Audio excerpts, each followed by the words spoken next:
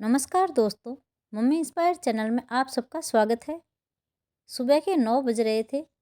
70 वर्षीय विमला जी 2 पराठे और चाय लेकर अपने पति प्रशांत जी के पास पहुंची। दोनों बस चाय नाश्ता करने ही वाले थे कि पड़ोसन आ गई। विमला जी किचन से एक कप चाय और लेकर आ गई। कैसी तबीयत है विमला बहन? तो विमला जी बोली, तबीयत का क्या है बहन, अब तो उम्र ही ऐसी है, जब तक जिंदगी है तब तक कड़वी दवाइयाँ खानी ही खानी है। अरे, खाना कम दवा ज़्यादा खानी पड़ती है। इनका तो बीपी अक्सर हाई रहता है और हार्ट की प्रॉब्लम के कारण हमेशा डर बना रहता है। तो विमला शहर में अपने बेटे बहू के पास क्यों नहीं चली जाती? भरा पूरा परिवार छोड़कर यहाँ अकेले रहने में क्या मज़ा है? तेरा बेटा तो बहुत बड़ा अफसर है, फिर शहर में अच्छे से अच्छे डॉक्टर भी है। हाँ, मैं भी बस यही सोच रही थी। इस बार बेटा आएगा तो उसे अपनी परेशानी बताकर उसे साथ ले चलने को कहूँगी। मुझे यकीन है वो मना नहीं करेगा। फिर पड़ोसन सहानुभूति जताते हुए विमला जी के साथ खाट पर बैठ गई और बोली, विमला बहन, जीवन की सबसे बड़ी विडंबना तो यही है कि जवानी में इंसान को वक्त नहीं होता और बुढ़ापे में वक्त ही वक्त रह जाता है। बेटा बहू अपनी दुनिया में रम जाते हैं और बूढ़े माँ बाप के साथ बिताने के लिए उनके पास समय नहीं होता। ऐसे में वो लोग खुशकिस्मत हैं जिनके जीवन साथी उनके साथ है। मुझे देख, तेरे भाई साहब की मौत के बाद कितनी अकेली हो गई हूँ। हाँ बहन, तुम्हारा दुख मैं समझती हूँ। तुम्हारा जब मन उबने लगे तो मेरे पास आ जाया करो, मैं हूँ ना, तुम चिंता मत करो। विमला जी ने प्यार से कहा। धन्यवाद विमला बहन। अच्छा, तो अब मैं चलती हूँ, तुम आराम करो। विमला जी से मिलकर वह अपना दुख कुछ समय के लिए भूल जाया करती थी। अमन अपने माँ बापूजी से मिलने 4 दिनों बाद ही आ गया। बेटे को देखते ही बूढ़े माता पिता की आंखें भर आई। अम्मा झट से अपने बेटे के लिए उसकी पसंद का खाना बनाने लगी। उनके पति प्रशांत जी बाजार से समोसे और जलेबियाँ ले आए। तब तक विमला जी ने पूरी कचौरी और गोभी की सब्जी, रायता, अचार पापड़ के साथ परोस दिया। साथ में बढ़िया सा सलाद सजाकर रख दिया। अरे वाह माँ, आज तो पूरे 2 साल बाद ऐसे पूरी लगी हुई खाने की प्लेट मिली है। तुम्हारी बहू को तो कोई शऊर ही नहीं है, कैसे खाना परोसा जाता है। आज तो जी भरकर खाऊंगा। मैं तेरे लिए बनवारी के समोसे और जलेबियाँ भी लाया हूँ, पिताजी ने कहा। वाह पिताजी, बनवारी चाचा के जैसे समोसे और जलेबियाँ शहर में नहीं मिलते। आज तो मज़ा आ गया, जी भर के खाऊंगा। तभी अचानक प्रशांत जी को पता नहीं क्या हुआ, वह हाँफने लगे और पूरे शरीर ने पसीना छोड़ दिया। वह चक्कर खाकर गिरने ही वाले थे कि अम्मा ने संभाल कर कुर्सी पर बिठाया। क्या बताऊं बेटा, कभी कभी बीपी अचानक बहुत बढ़ जाता है। माँ, पिताजी, आपने यह पहले क्यों नहीं बताया? चलिए आप दोनों मेरे साथ शहर चलिए, वहाँ किसी अच्छे डॉक्टर को दिखाते हैं। दोनों को जैसे मन की मुराद मिल गई। दूसरे ही दिन गांव वालों को अलविदा कहते हुए विमला जी बड़े शौक से अपने बेटे के साथ शहर चली आई। बेटा बहू और पोता पोती के साथ बुढ़ापा सुख से कटेगा, यह सोच सोचकर विमला जी और प्रशांत जी स्वयं को भाग्यशाली महसूस कर रहे थे। लेकिन इंसान जैसा सोचता है वैसा ही हो, यह जरूरी नहीं। उन्हें देखते ही उनकी बहू स्वाति का तो मुंह ही उतर गया। बड़े ही अनमने ढंग से उसने उनके पांव छुए। पोता पोती से मिलने का जोश भी वहीं खत्म हो गया।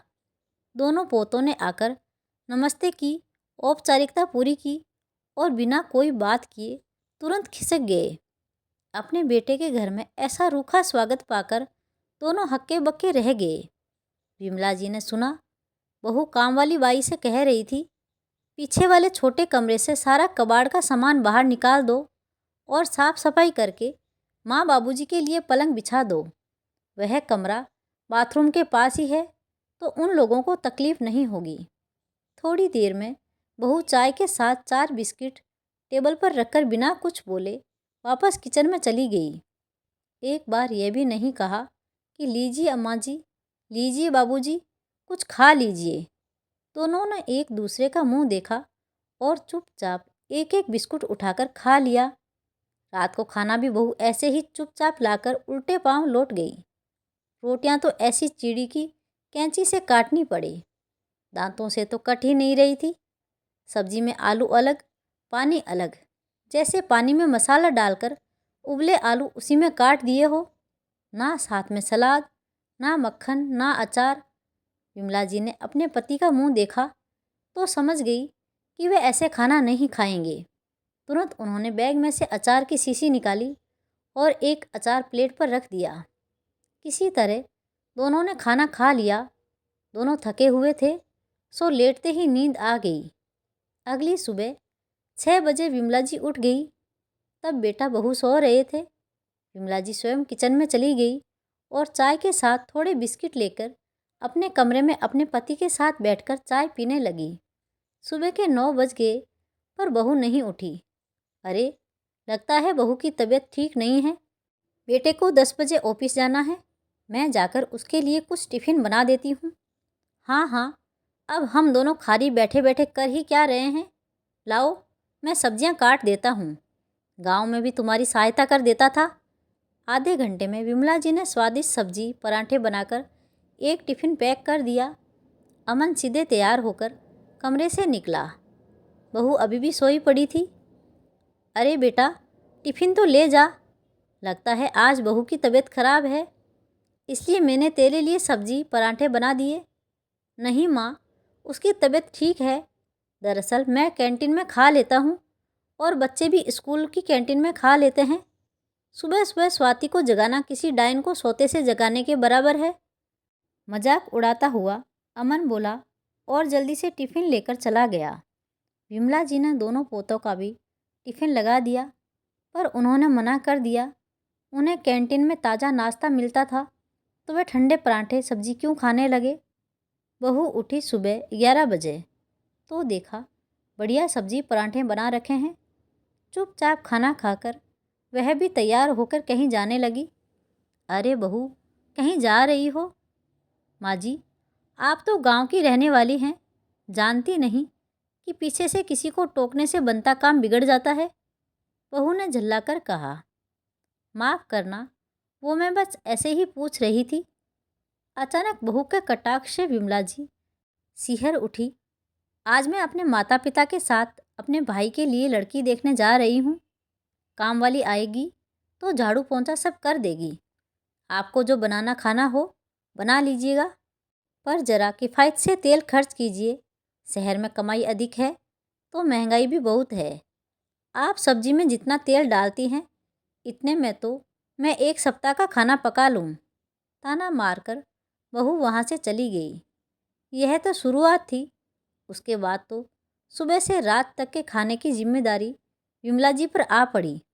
बहू कोई ना कोई बहाना बनाकर कभी कहीं चली जाती तो कभी कहीं, और रात 8 बजे अमन के आने से पहले ही वापस घर आती थी, ताकि विमला जी खाना वगैरह बना चुकी हो। रविवार को अमन की छुट्टी थी तो उसने सोचा कि आज पिताजी का फुल मेडिकल चेकअप करा लें। पिताजी, आज मेरी छुट्टी है, चलिए आपका फुल चेकअप कराते हैं। तुरंत बहू ने कहा। क्यों, क्या हुआ है पिताजी को? भले चंगे तो हैं। डब्बू और गोलू के कॉलेज की फीस जमा करनी है और उसका स्कूल टूर पर बच्चों को राजस्थान लेकर जा रहा है। उसके भी 500 रुपये एक्स्ट्रा देने हैं, याद है ना आपको? टूर पर जाने की क्या ज़रूरत है, दोनों हिस्ट्री के स्टूडेंट हैं। वहाँ हमारे राजपूत राजाओं के किले देखेंगे, उनका इतिहास पढ़ेंगे, और क्या। अच्छा ठीक है, पर मैं माँ बाबूजी की सेहत से कोई समझौता नहीं कर सकता। देखो, तुम्हारे पास कुछ जोड़े हुए पैसे हो तो दे दो।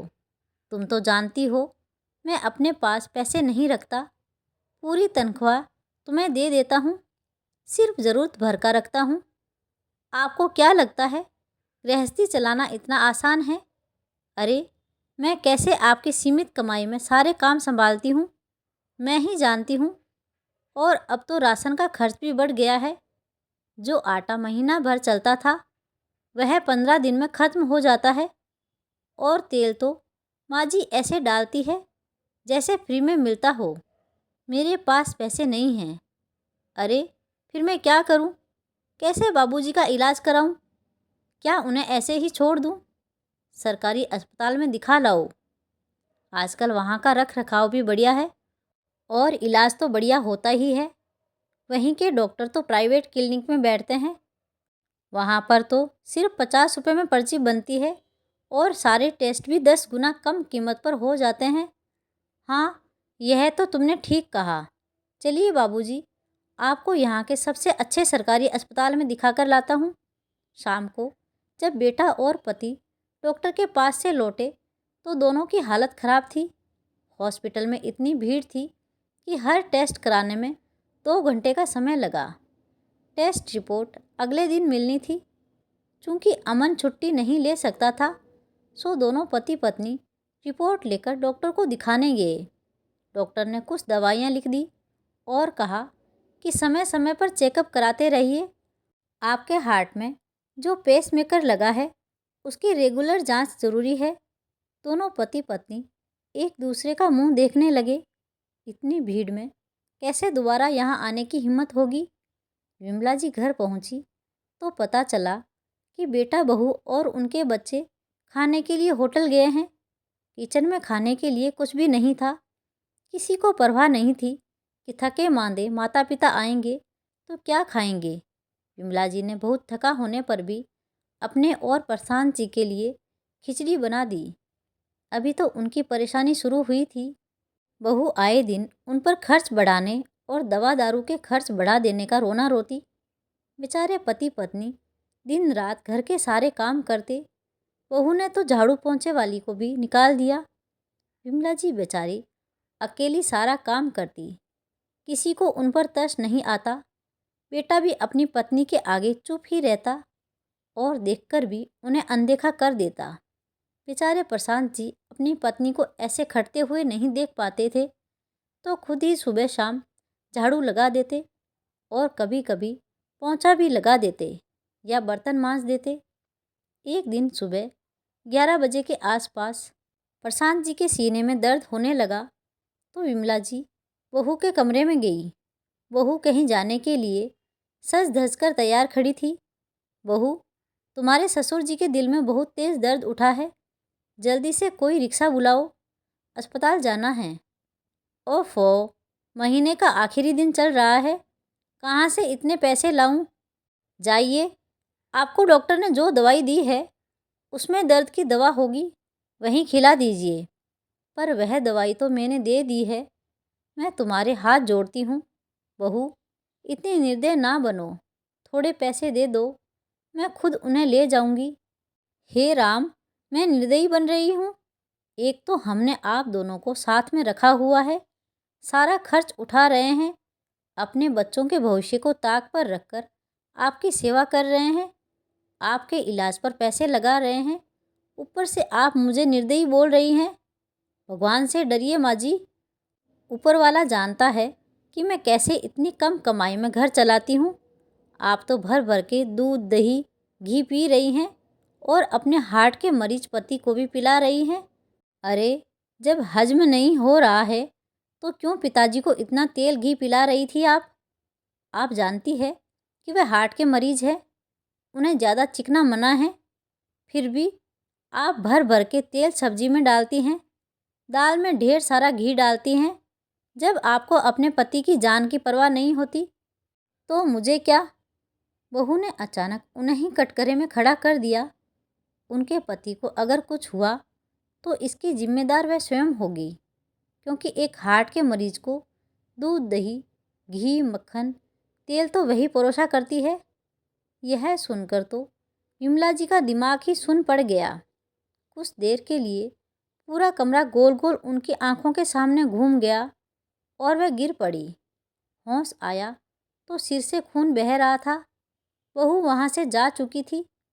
विमला जी अपने कमरे में गई तो पाया कि उनके पति दम तोड़ चुके थे। विमला जी तो रो रो के पागल सी हो गई। शाम को बेटा आया तो खून से सनी माँ को बाप की छाती पर रोते हुए पाया। माँ, ये क्या हो गया? हे भगवान, स्वाति कहाँ है? वह पूरे घर में घूम आया, पर स्वाति का कहीं पता ना था। तभी बाहर से स्वाति घर में आई। तुम कहाँ गई थी सारा दिन? पिताजी के साथ हादसा हो गया और तुम्हें घूमने से फुर्सत नहीं। मुझे क्या पता था कि उनकी तबीयत खराब है। मैं तो सुबह ही माँ के घर चली गई थी। उनकी तबीयत बहुत खराब थी। अरे, मैं तो माँ जी से कहती थी कि पिताजी को हार्ट की प्रॉब्लम है, खाने में घी तेल वगैरह कम प्रयोग किया करें, पर वह मेरी सुनती कहाँ है। हे भगवान, ये क्या हो गया? ऐसा कहकर वह घड़ियाली आंसू गिराने लगी। प्रशांत जी के जाने के बाद तो विमला जी का जीवन नरक हो गया। दिन भर बहू ताने मारने लगी। अरे, अपने पति को तो आप खा गई, अब क्या मेरे पति और बच्चों को भी खा जाना चाहती हैं? आज से आप खाना नहीं बनाएंगी। इतना तेल मसाला खाने से हमारी सेहत बिगड़ जाएगी। आज से जो मैं बनाऊंगी वही खाना पड़ेगा। आप घर में झाड़ू पोंछा और बर्तन धोने का काम कीजिए, क्योंकि आपके आने से खर्च इतना बढ़ गया है कि मैं नौकरानी अफोर्ड नहीं कर सकती। बेचारी दिन रात काम करती और बदले में उन्हें रूखी सूखी 2 रोटियां दाल या सब्जी के साथ दे दी जाती। दाल क्या होती, बस पानी ही पानी होता था। किसी तरह रोते रोते गले से नीचे उतार लेती। कभी कभी बाहर से समोसे जलेबियां की सुगंध आती थी, पर जैसे ही विमला जी कमरे से बाहर आती, पोते और बहू सब कुछ छुपा देते। बेचारी मन मारकर वापस अपने कमरे में आ जाती। अक्सर बहू अपने पति से भी कहती थी कि अम्मा जी के लिए यही ठीक होगा कि उन्हें किसी वृद्धाश्रम में भर्ती करा दे। एक दिन की बात है, विमला जी को बहुत भूख लगी थी और बहू ने कुछ भी नहीं पकाया था। तभी वह उठी और किचन में जाकर कुछ ढूंढने लगी। जब कुछ नहीं मिला तो गैस जलाकर खाना पकाने लगी। उसी समय बहू आई और धीरे से उनके पीछे से उनका पल्लू पकड़कर गैस की लो पर रख दिया। जब धुआं उठने लगा तो वह चीखने लगी, अरे अरे माँ जी, ये क्या किया आपने? मेरे किचन में आग लगा दी। विमला जी साड़ी का पल्लू छिटकने लगी और बहू ने तुरंत पल्लू की आग बुझाई और बोली, अरे, आपको कुछ हो गया तो दुनिया तो मुझे ही कहेगी। जरा सा सब्र नहीं हुआ आपसे? मैं क्या भूखा मार रही हूँ आपको? सिंक से पानी भरकर उन पर फेंका। आग बुझ गई। शाम को बहू ने रो रो कर पति को यह बात कही, अरे, मैं कुछ भी करूं, पर माँ जी का तो मन ही नहीं भरता। मैं तो उन्हें 3 समय खाना खाने को दे देती हूँ, फिर भी चटर पटर बनाने के लिए किचन में घुस जाती हैं। आज तो मैं समय पर पहुँच गई, वरना तुम अपनी माँ की मौत का इल्ज़ाम भी मुझे ही देते। सही कहती हो, पर क्या कर सकते हैं इनका? हमारे सिवाय कोई सहारा भी तो नहीं है। अरे, मैं तो कब से कह रही हूँ कि उन्हें वृद्धाश्रम में भर्ती कर दो। वहाँ तो पक्का पकाया खाना मिलेगा। किचन में जा ही नहीं सकेंगी, जो मन मर्जी करे। फिर वृद्धाश्रम का हर महीने खर्च भी तो हम ही देंगे। देखो, आजकल हर शहर में बहुत ही सुविधाजनक वृद्धाश्रम सरकार स्वयं बना रही है। उनका किराया भी कम होता है और हम उम्र लोगों के साथ रहने से बुजुर्गों का मन भी लगा रहता है। मैंने तो एक बढ़िया वृद्धाश्रम देख भी लिया है। बहू पूरी तैयारी कर चुकी थी और अगले ही दिन विमला जी को उनका बेटा वृद्धाश्रम में छोड़ आया। कुछ दिन तो विमला जी बड़ी उदास रही, पर फिर उन्होंने देखा कि वहाँ की वृद्ध महिलाएं किसी पर आश्रित नहीं हैं, बल्कि वह दोनों मोमबत्तियाँ, अगरबत्ती या अचार पापड़ आदि बनाकर अपने लिए कुछ न कुछ कमाई भी कर रही हैं। वहाँ हस्तकला को बहुत महत्व देते थे। विमला जी को बहुत सुंदर कढ़ाई व सिलाई करनी आती थी, तो उन्होंने अपना मन इन कामों में लगा लिया। शहर में लगने वाले हस्त मेला कार्यक्रम में उनके कढ़ाई सिलाई किए गए कपड़ों के डिजाइन खूब बिके। वृद्धाश्रम चलाने वाली समिति के अध्यक्ष ने उनकी बहुत प्रशंसा की। माता जी, आप अपने हुनर को यूं बर्बाद मत कीजिए। अगर आप कहें तो हम कुछ अनाथ बच्चियों को आपके पास यह विद्या सिखाने के लिए भेज दिया करें। इससे उनको भी रोजगार मिल जाएगा और आपकी भी कमाई होगी। आपके बनाए कपड़ों को हम मार्केट में बेचेंगे और उससे जो प्रॉफिट होगा उसमें आपका और उन बच्चियों का बराबर हिस्सा रहेगा। जी सर, ज़रूर। मुझे बच्चियों को ये कला सिखाने में बहुत खुशी होगी। मैं कल से ही ये काम शुरू कर दूंगी। अगले ही दिन से अनाथ आश्रम से कई लड़कियां विमला जी से सिलाई कढ़ाई सीखने आने लगी। अब तो विमला जी का अकेलापन एकदम गायब हो गया। हमेशा उदास, बीमार और निराश रहने वाली विमला जी के अंदर एक नया उत्साह भर गया। बच्चियां उन्हें बहुत प्रेम करती थी। उन अनाथ बच्चियों को भी माँ का प्यार नहीं मिला था और विमला जी उनका माँ की तरह ख्याल रखती थी। वर्धा आश्रम की अन्य महिलाओं को भी उन बच्चियों के आने से बहुत खुशी मिलती। लगता ही नहीं था कि यहाँ परिवार से ठुकराए लोग रहते हैं, बल्कि यह तो एक अलग ही परिवार बन चुका था, जहाँ सभी एक दूसरे का ख्याल रखते हैं और मिलजुल कर हंसी खुशी रहते हैं। विमला जी सोचती, ऐसे सगे रिश्तेदारों से तो यह गैरों के रिश्ते भले, जो एक दूसरे का दुख तो समझते हैं। अब विमला जी कुछ बच्चियों के साथ बाहर भी जाया करती और अपनी मर्जी के कढ़ाई के सामान और सितारे वगैरह खरीदा करती थी। एक बार वह बाजार से सामान खरीद रही थी, तभी उन्हें वहाँ पर एक भिखारिन दिखाई दी। वह भिखारिन कुछ जानी पहचानी सी लगी। मैम साहब, 2 दिन से भूखी हूँ, कुछ खाने को दे दो। मेरे बेटे बहू ने मुझे घर से निकाल दिया है। ना रहने को ठिकाना है, ना खाने को खाना है। यह कहकर वह बुढ़िया ज़ोर ज़ोर से रोने लगी। उसे देखकर विमला जी को अपना अतीत याद आ गया।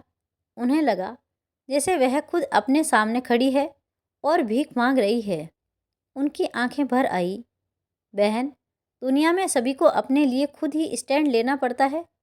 तुम मेरे साथ मेरे आश्रम चलो, वहाँ पर तुम्हें कोई कष्ट नहीं होगा। पर मेरे पति बहुत बीमार हैं, उनके इलाज के लिए मुझे पैसे चाहिए। मैं उन्हें इस उम्र में कैसे अकेला छोड़ दूँ? वह तो मेरे 7 जन्म के साथी हैं।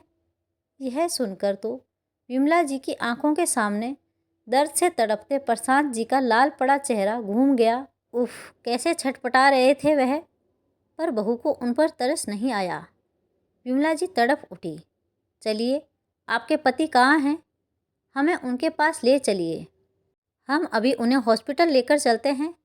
वह महिला उन्हें लेकर सड़क के किनारे बने फुटपाथ पर पहुंची, जहां एक बुजुर्ग खस्ता हाल पड़ा था और कराह रहा था।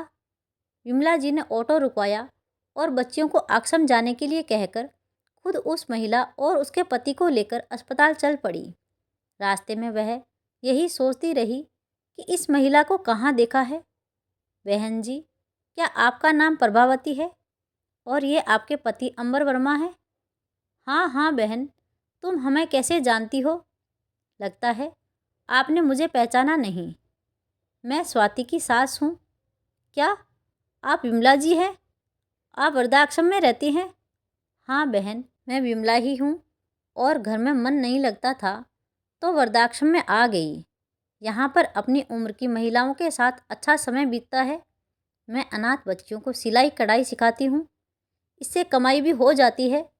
बहन, मैं जानती हूँ कि तुम झूठ बोल रही हो। अरे, किस औरत का मन करेगा कि अपना भरा पूरा परिवार छोड़कर वर्धा आश्रम में रहे? ज़रूर स्वाति ने ही तुम्हें मजबूर किया होगा। उसकी तरफ से मैं माफ़ी मांगती हूँ। ऐसी औलाद को मैंने जन्म दिया, इसी का फल तो मुझे मिल रहा है कि बेटे बहू ने घर से निकाल दिया। हे भगवान, तुमने मुझे सही सज़ा दी है। स्वाति जब मेरे पास आकर अपनी सास का रोना रोती तो मुझे लगता कि सास ही मेरी भोली भाली बेटी को सताती है और मैं उसे सास से पीछा छुड़ाने के उपाय बताया करती थी। मेरी बहू छुपकर मेरी बातें सुनती थी और उसने मेरे ही अस्त्रों को मुझ पर ही प्रयोग करके मुझे ही घर से निकाल दिया। बहन, तुम्हारे पास तो हुनर था, तुमने दोबारा अपने जीवन को सुधार लिया, पर मैं अभागन तो सड़क पर भीख ही मांग सकती हूँ। मुझे माफ़ कर दो, मैंने ही तुम्हारा जीवन बिगाड़ा है। यह कहकर वह रोने लगी, पर विमला जी ने उन्हें ढाढ़स बंधाया। अस्पताल पहुंचकर अंबर जी को एडमिट करा दिया और इलाज के पैसे जमा करा के बेटे बहू को फ़ोन मिलाया। बहू रोते हुए अस्पताल पहुंची। माँ, पिताजी, ये क्या हो गया? आपका ये हाल क्या भैया भाभी ने किया? मैं उन्हें सज़ा दिलाऊंगी, उन्हें जेल भिजवाऊंगी। तब तो तुझे भी जेल जाना चाहिए, उसकी माँ ने कहा। माँ, ये क्या कहती हो? और नहीं तो क्या, तूने भी तो मेरी समदन को बहुत सताया है। मुझसे कहती थी कि मेरी सास मुझे बहुत परेशान करती है, पर आज समझ में आया कि तूने ही अपनी सास को घर से निकाल दिया। तेरे पाप ही है जिसका फल मुझे और तेरे पिता को भुगतना पड़ रहा है। तेरी भाभी ने तुझसे ही तो सीखा है। अगर उसे जेल भेजना है तो तुझे भी जेल जाना चाहिए। आज अगर तेरी सास हमारी मदद ना करती तो हम दोनों का पता नहीं क्या होता। यह मत भूल, तेरे भी 2 बेटे हैं, कल को वह भी तेरे साथ ऐसा करेंगे। यह सुनकर बहू अचानक विमला जी के पैरों में गिरकर रोने लगी। माँ जी, मुझे माफ़ कर दीजिए। मेरी वजह से बाबूजी की जान चली गई और आपको वृद्धाश्रम जाना पड़ा। प्लीज़ मेरे साथ चलिए। अब मैं आपको शिकायत का कोई मौका नहीं दूंगी। मेरी आँख खुल गई है, मुझे मेरे पाप साफ दिखाई दे रहे हैं। मैं आज के बाद आपका पूरा ध्यान रखूंगी।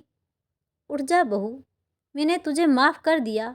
और वैसे भी अगर तुम मुझे वृद्धाश्रम ना भेजती तो मैं कभी अपने पैरों पर खड़ी ना हो पाती, हमेशा आकसीत ही रह जाती। जीवन में पहली बार अपनी कमाई के पैसे अपने हाथ में पाकर मुझे कितनी खुशी हुई है, मैं बता नहीं सकती। इतना सुख तो तब भी नहीं मिला जब तेरे ससुर पूरी कमाई लाकर मेरे हाथ में रख देते थे और कहते कि यह लो गृह लक्ष्मी, संभालो मेरा घर और ये लक्ष्मी। हंसकर विमला जी ने कहा। इतने में अमन और दोनों पोते भी आ गए। पोतों ने दादी के पैर छुए और अमन तो माँ के गले लगकर खूब रोया। वह तो विमला जी को अपने साथ ले जाना चाहते थे, पर विमला जी ने अब अपना घर छोड़कर कहीं नहीं जाना चाहती थी। अब वृद्धाश्रम उनका घर था, वहाँ के लोग उनका परिवार। उस दिन के बाद बेटा और बहू और पोते अक्सर उनसे मिलने आ जाया करते थे। बुजुर्ग परिवार पर बोझ नहीं होते, वह तो परिवार को एक होकर रहना सिखाते हैं। सुख दुख में कैसे एक दूसरे का साथ निभाया जाता है, यही तो वे सिखाते हैं। तो दोस्तों, आपको ये कहानी कैसी लगी? कमेंट बॉक्स में अपनी राय ज़रूर दीजिएगा। और कहानी अच्छी लगी हो तो वीडियो को लाइक, शेयर और सब्सक्राइब करना ना भूलें। मिलते हैं एक और नई कहानी के साथ। बहुत बहुत धन्यवाद।